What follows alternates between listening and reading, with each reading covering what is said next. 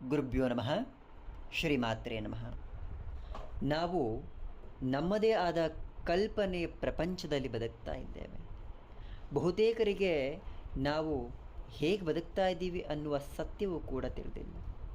ನಾವು ಏನನ್ನು ನೋಡ್ತಾ ಇದ್ದೀವಿ, ಯಾವ ಜಗತ್ತನ್ನು ನಾವು ಇಷ್ಟೊಂದು ಸುಂದರವಾಗಿದೆ, ಯಾವ ಟೆಕ್ನಾಲಜಿನ ಯೂಸ್ ಮಾಡ್ತಾ ಇದ್ದೀವಿ, ಇದೆಲ್ಲವೂ ಕೂಡ ಒಂದಲ್ಲ ಒಂದು ದಿನ ನಾಶವಾಗಲೇಬೇಕು.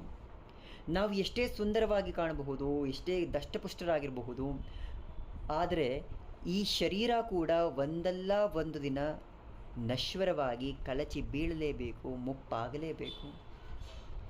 ಈ ಜಗತ್ತು ಮಾಯೆಯಿಂದ ಕೂಡಿದೆ ಅನ್ನೋ ಸತ್ಯ ತಿಳಿದಿದೆ ನಮಗೆ. ಇದೆಲ್ಲವೂ ಸುಳ್ಳು ಅನ್ನೋದು ನಮಗೆ ಗೊತ್ತು. ಅದೆಷ್ಟೋ ಜನ್ಮಗಳಿಂದ ಈ ಮಾಯೆಯಲ್ಲೇ ಬಿದ್ದು ಒದ್ದಾಡ್ತಿರ್ತೀವಿ.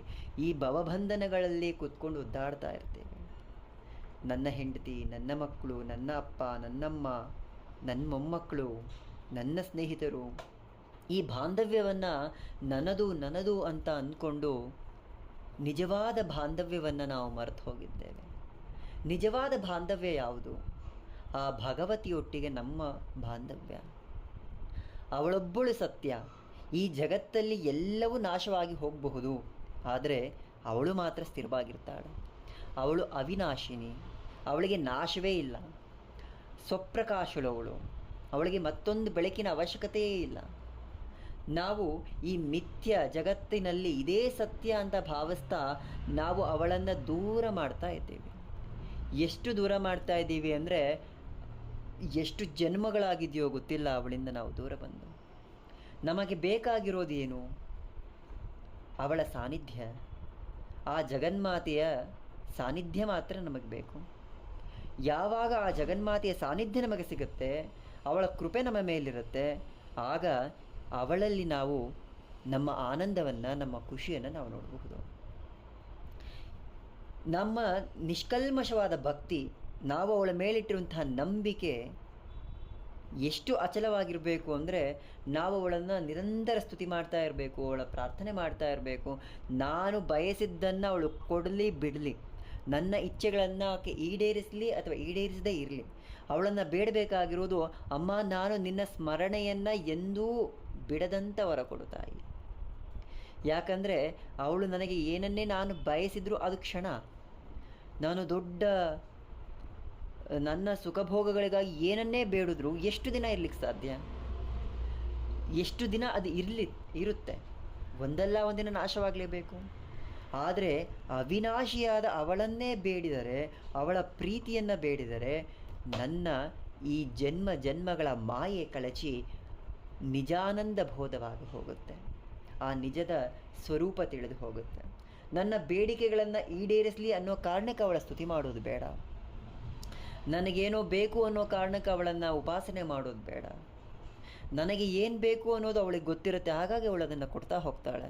ಆದರೆ ನಾನು ಅವಳಿಂದ ಬಯಸಬೇಕಾದದ್ದು, ಅಮ್ಮ ನೀನು ಎಂದೂ ನಿನ್ನ ನಾಮಸ್ಮರಣೆಯನ್ನು ಮಾಡುವ ಹಾಗೆ ನನ್ನನ್ನು ಇಟ್ಟಿರು.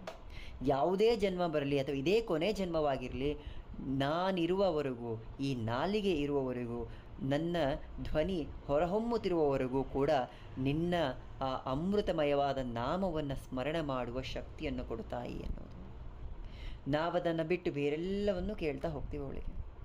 ಆ ಜಗನ್ಮಾತೆ ನಮಗೇನು ಬೇಕು ಅನ್ನೋದು ಅವಳಿಗೆ ತುಂಬ ಚೆನ್ನಾಗಿ ಗೊತ್ತಿದೆ. ಅವಳು ನಮ್ಮ ಭಾವನೆಯನ್ನು ನೋಡ್ತಾಳೆ, ನಮ್ಮ ಭಕ್ತಿಯನ್ನು ನೋಡ್ತಾಳೆ, ನಮ್ಮ ಸ್ಥಿರತೆಯನ್ನು ನೋಡ್ತಾಳೆ. ನಾವು ಅವಳೊಂದಿಗೆ ಇರುವಂತಹ ಅವಿನಾಭಾವ ಸಂಬಂಧ ಎಷ್ಟು ಗಟ್ಟಿಯಾಗಿದೆ ಅನ್ನೋದನ್ನು ಅವಳು ನೋಡ್ತಾ ಹೋಗ್ತಾಳೆ. ಒಬ್ಬ ಭಕ್ತನಿಗೆ ಬೇಕಾದದ್ದು ಆ ಭಗವತಿಯ, ಆ ಭಗವತ್ ಸ್ವರೂಪದ ತತ್ವಗಳನ್ನು ನಾನೆಷ್ಟು ಅಳವಡಿಸ್ಕೊಂಡಿದ್ದೇನೆ. ಕಷ್ಟದಲ್ಲಿರುವವರಿಗೆ ನಾವು ಸಹಾಯ ಮಾಡ್ತಾ ಇದ್ದೇವೆ, ಮರುಗ್ತಾ ಇದ್ದೇವೆ, ಅಯ್ಯೋ ಅವರು ಏನೋ ಒಂದು ಮಾಡಬೇಕು ಅನ್ನೋ ಭಾವನೆ ನಮ್ಮಲ್ಲಿ ಬರ್ತಾ ಇದೆ ಅಂದರೆ ಆ ಭಗವತಿ ನಮ್ಮನ್ನು ನೋಡಿದ್ದಾಳೆ ಅಂತ ಅರ್ಥ. ಅಥವಾ ಪಶುಪ್ರಾಣಿಗಳ ಮೇಲೆ ನಾವು ಪ್ರೀತಿನ ತೋರಿಸ್ತಾ ಇದ್ದೀವಿ, ಅವುಗಳ ಬಗ್ಗೆ ಚಿಂತನೆ ಮಾಡ್ತಾ ಇದ್ದೀವಿ, ಅವನನ್ನೂ ರಕ್ಷಣೆ ಮಾಡೋ ಮನಸ್ಸು ಮಾಡ್ತಾ ಇದ್ದೀವಿ ಅಂದರೆ ಆ ಜಗನ್ಮಾತೆ ನಮ್ಮ ಮೇಲೆ ಏನೋ ಒಂದು ಕೃಪಾದೃಷ್ಟಿ ಬಿಟ್ಟಿದ್ದಾಳೆ ಅಂತ ಅರ್ಥ.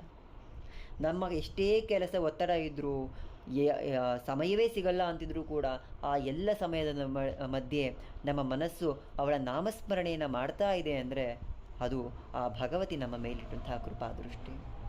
ನಾವು ಸಂಪೂರ್ಣವಾಗಿ ಆ ಜಗನ್ಮಾತೆಗೆ ಶರಣಾಗಿ ಅವಳ ಆ ದಿವ್ಯಾನಂದ ಸ್ವರೂಪವನ್ನು ನಾವು ನಮ್ಮ ಮನಸ್ಸಲ್ಲಿ ತುಂಬಿಕೊಂಡು ಬದುಕ್ತಾ ಇದ್ದೀವಿ. ಯಾವುದೇ ದುಃಖವು ಬಂದರೂ, ಯಾವುದೇ ಕಷ್ಟಗಳು ಬಂದರೂ ಎಲ್ಲವೂ ನನ್ನ ಪರಮೇಶ್ವರಿ ನೋಡ್ಕೊಳ್ತಾಳೆ ಎನ್ನುವ ಸ್ಥಿರಭಾವದಲ್ಲಿ ನಾವಿದ್ದೇವೆ ಎಂದಾಗ ಆ ಜಗನ್ಮಾತೆಯ ಕೃಪಾದೃಷ್ಟಿ ನಮ್ಮ ಮೇಲಿದೆ ಅಂತ ಅರ್ಥ. ಸತ್ಯ ಯಾವಾಗಲೂ ಹಾಗೆ. ಒಮ್ಮೆ ಯೋಚನೆ ಮಾಡಿ ನೋಡಿ, ನಾವು ಯಾವ್ಯಾವ ಸಂಬಂಧಗಳಿಗೆ ಅಂಟುಕೊಂಡಿದ್ದೀವೋ ಆ ಎಲ್ಲ ಸಂಬಂಧಗಳು ಒಂದಲ್ಲ ಒಂದಿನ ಕಳಚಿ ಬೀಳಲೇಬೇಕು. ಆದರೆ ಅವಳ ಮೇಲಿಟ್ಟಿರುವಂತಹ ಸಂಬಂಧ, ಅವಳ ಮೇಲಿಟ್ಟಿರುವಂತಹ ನಂಬಿಕೆ, ಅಮ್ಮ ನಾನು ನಿನ್ನ ಮಗನಾಗಿದ್ದೇನೆ, ನನ್ನನ್ನು ರಕ್ಷಣೆ ಮಾಡುತ್ತಾಗಿ, ನನ್ನ ಹೊಣೆ ನಿನ್ನದು, ನಿನ್ನ ಪ್ರೀತಿಯನ್ನು ಕೊಡು, ನಿನ್ನ ಕರುಣೆಯನ್ನು ತೋರಿಸು ನನ್ನ ಮೇಲೆ ಎಂದಾಗ ಅವಳು ತೋರುವ ಪ್ರೀತಿ, ಅವಳು ತೋರುವ ವಾತ್ಸಲ್ಯ ಎಂದೂ ಕೂಡ ನಾಶವೇ ಆಗೋದಿಲ್ಲ. ಈ ಶರೀರ ಹೋದರೂ ಆತ್ಮಕ್ಕಾದರೂ ಅವಳ ಪ್ರೀತಿ ಸಿಕ್ಕೇ ಸಿಗುತ್ತೆ. ಕೆಲವೊಮ್ಮೆ ಕೆಲವರು ಹೇಳ್ತಾ ಇರ್ತಾರೆ, ನೀವು ಹೇಳಿದ ಪರಿಹಾರ ಮಾಡಿ ನಾನು ನಮ್ಮ ಎಲ್ಲ ಕಷ್ಟಗಳು ಹೋಗ್ತು, ಅಥವಾ ನಾನು ನೀವು ಮಾಡಿದ್ರಿಂದ, ನೀವು ಹೇಳಿದ್ರಿಂದ ನನಗೆಲ್ಲ ಸಿಗ್ತಾ ಹೋಗ್ತಾ ಇದೆ. ನಾನು ಹೇಳಿದ್ದೆ ಅನ್ನೋ ಕಾರಣಕ್ಕಲ್ಲ, ಆ ಜಗನ್ಮಾತೆಯ ಕೃಪೆ ಇದೆ ಅನ್ನೋ ಕಾರಣಕ್ಕೆ. ನಾನು ಯಾವ ವ್ಯಕ್ತಿಯೂ ಅಲ್ಲ, ಏನೂ ಅಲ್ಲ, ನನ್ನದು ಏನೂ ಅಸ್ತಿತ್ವವೇ ಇಲ್ಲ ಅವಳನ್ನು ಹೊರತು. ಅವಳೇ ಸಕಲವು. ಅವಳಿಚ್ಛೆ ಮಾಡಿದರೆ ಮಾತ್ರ ಕೊಡ್ಲಿಕ್ಕೆ ಸಾಧ್ಯ. ನಮ್ಮದೇನಿದೆ? ಕೇಳಿದವರಿಗೆ ಇಂಥ ಪರಿಹಾರ ಅನ್ನೋದನ್ನು ಹೇಳ್ಬೋದೇ ವಿನಃ ಅದನ್ನು ಮಾಡಿಕೊಡುವ ಶಕ್ತಿ ಇರೋದು ಆ ಪರಮೇಶ್ವರಿಗೆ ಮಾತ್ರ. ಅವಳು ಮಾಡ್ತಾಳೆ ಅನ್ನುವ ಒಂದು ದೃಢವಾದ ನಂಬಿಕೆಯಲ್ಲಿ ಇರುವವರಿಗೆ ಅವಳು ಎಲ್ಲವನ್ನು ಅನುಗ್ರಹ ಮಾಡಿಕೊಡ್ತಾಳೆ. ಹಾಗಾಗಿ ಅವಳನ್ನು ಯಾರೇ ಆ ಮಾತು ಹೇಳಿದರೂ ಇಲ್ಲ ನಿಮ್ಮಿಂದ ಆಯಿತು ಅನ್ನೋವಾಗಿಲ್ಲ, ಅದು ನನ್ನಿಂದಲ್ಲ ಆದದ್ದು, ಯಾಕಂದರೆ ಆ ಪರಮೇಶ್ವರಿಯಿಂದ ಮಾತ್ರ ಸಾಧ್ಯ. ಆ ಸತ್ಯ ಇದ್ದಾಗ ಅಹಂಭಾವ ನಮ್ಮಲ್ಲಿ ಬರೋದೇ ಇಲ್ಲ. ಯಾಗ ನಾನು ಮಾಡದೆ ನನ್ನಿಂದ ಆಯಿತು ಅನ್ನೋ ಅಹಂಭಾರ ಬರುತ್ತೋ, ಆ ಅಹಂಕಾರ ಭಾವನದಲ್ಲಿ ನಾನು ಬದುಕ್ತಾ ಹೋಗ್ತೀವೋ ನಾವು ಅವಳನ್ನು ಕಳ್ಕೊಳ್ತಾ ಹೋಗ್ತೀವಿ. ಎಲ್ಲಿಯವರೆಗೂ ನಿನ್ನಿಂದಲೇ ತಾಯಿ ಅನ್ನೋ ಭಾವನೆ ನಮ್ಮಲ್ಲಿದ್ದಾಗ ಆ ಜಗನ್ಮಾತೆ ಯಾವಾಗಲೂ ಸ್ಥಿರವಾಗಿ ನಮ್ಮಲ್ಲೇ ಇರ್ತಾಳೆ. ಬೇಡುವುದಾದರೆ ಆ ದಿವ್ಯ ಚರಣಗಳನ್ನೇ ಬೇಡಬೇಕು. ಅವಳ ದಿವ್ಯ ನಾಮಸ್ಮರಣೆಯನ್ನು ಪ್ರತಿ ಜನ್ಮದಲ್ಲೂ ಪ್ರತಿಕ್ಷಣವೂ ಸ್ಮರಣೆ ಮಾಡುವ ಹಾಗೆಯೇ ಬೇಡಬೇಕೇ ವಿನಃ ಯಾವುದೂ ಸುಖಭೋಗಗಳನ್ನಲ್ಲ. ಶ್ರೀವಿದ್ಯೆ ನಮ್ಮನ್ನು ಆ ಭಗವತಿಗೆ ಎಷ್ಟು ಹತ್ತಿರಕ್ಕೆ ತರ್ಕೊಂಡೋಗಿ ನಿಲ್ಲಿಸುತ್ತೆ ಅಂದರೆ, ಅವಳ ಸಾನ್ನಿಧ್ಯ ಆ ಅನುಭವ ಮಾಡಿದವ್ರಿಗೆ ಅದು ಅನುಭವ ಆಗ್ತಾ ಹೋಗುತ್ತೆ. ದೇವಿಯನ್ನು ಎಲ್ಲೋ ಹುಡುಕೋ ಬದಲಾಗಿ ನಮ್ಮೊಳಗೂ ಹುಡುಕೋ ಪ್ರಯತ್ನ ಮಾಡಬೇಕು ನಾವು. ಹೊರಗಡೆ ಆಡಂಬರದ ಬದುಕಿಗಿಂತ ಮನಸ್ಸಿನ ಆಡಂಬರತೆಯಲ್ಲಿ ಅವಳು ಕಾಣಿಸ್ತಾ ಹೋಗ್ತಾಳೆ. ಆಗ ಎಲ್ಲ ಸತ್ಯಗಳ ಅರಿವು ನಮಗಾಗ್ತಾ ಹೋಗುತ್ತೆ. ಶ್ರೀಮಾತ್ರೇ ನಮಃ.